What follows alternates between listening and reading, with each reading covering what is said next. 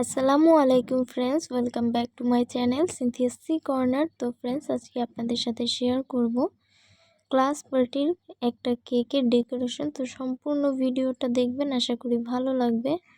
তো প্রথমে আমি এখানে একটা 9 ইঞ্চির মোল্ডে 2 পাউন্ডের কেক বেক করে নিয়েছি। কেকটা ছিল চকলেট কেক।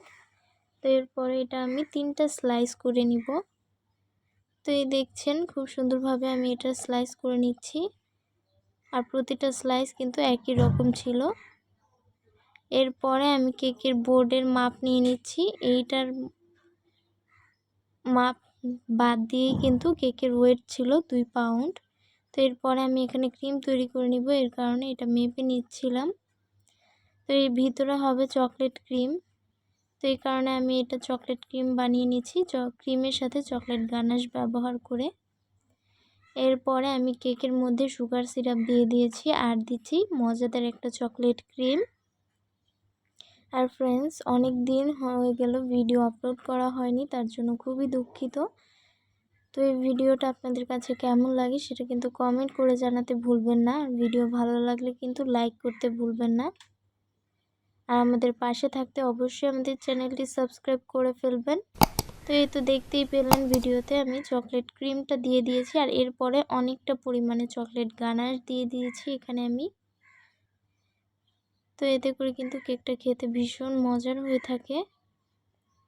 এরপর আমি কেকের আরেকটি লেয়ার দিয়ে একইভাবে কিন্তু সুগার সিরাপ দিয়েছি, আর এরপরে দিয়েছি চকলেট ক্রিম, এরপরে দেব চকলেট গানাশ। তো একই রকমভাবে প্রতিটা লেয়ারে আমি করে নিব। আর উপরের লেয়ারে দেখতেই পাবেন আমি কতটা পরিমাণে চকলেট গানাশ ব্যবহার করেছি। আর এই কেকটা কিন্তু স্কুলের বাচ্চারা খুবই পছন্দ করেছিল সবাই, এবং টিচাররাও কিন্তু এই কেকের ডেকোরেশন প্লাস টেস্ট অনেক বেশি পছন্দ করেছিল, সবার কাছে অনেক বেশি ভালো লেগেছিল।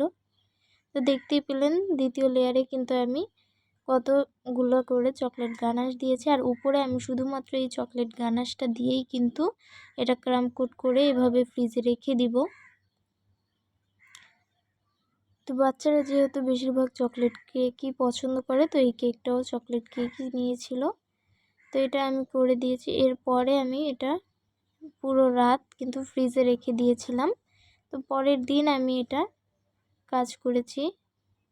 তো আপনার হাতে কম সময় থাকলে কিন্তু সাথে সাথেও কেকটা ডেকোরেশন করতে পারেন, তবে এটা একদিনে সারা রাতের জন্য ফ্রিজে রাখলে কিন্তু ভালো হয়, কেকটা খুব সুন্দরভাবে সেট হয়ে যায়। তো এখানে আমি অফ হোয়াইট কালারের কিন্তু ক্রিম করে নিয়েছিলাম, কিন্তু ভিডিওতে বোঝা যাচ্ছে না। তো কেকের উপরে আমি খুব সুন্দরভাবে ক্রিম দিয়েছি, আর এভাবে পাইপিং ব্যাগে করে ক্রিম দিলে কিন্তু খুব তাড়াতাড়ি ফিনিশিংটা আনা যায়। তো আমি এবার স্ক্রাপার দিয়ে সাইডে জিগজ্যাগ ডিজাইনটা করে দিচ্ছি, দেখতেই পাচ্ছেন। আর ফ্রেন্ডস, ফেসবুক থেকে আমাদের এই ভিডিওটি দেখে থাকলে অবশ্যই আমাদের ফেসবুক পেজটি ফলো দিয়ে দিবেন। তো এখানে আমি একটা টার্ন নোজেলের সাহায্যে কিন্তু এই ডিজাইনটা করে দিচ্ছি, এটা কিন্তু দেখেই বুঝে নিতে হবে।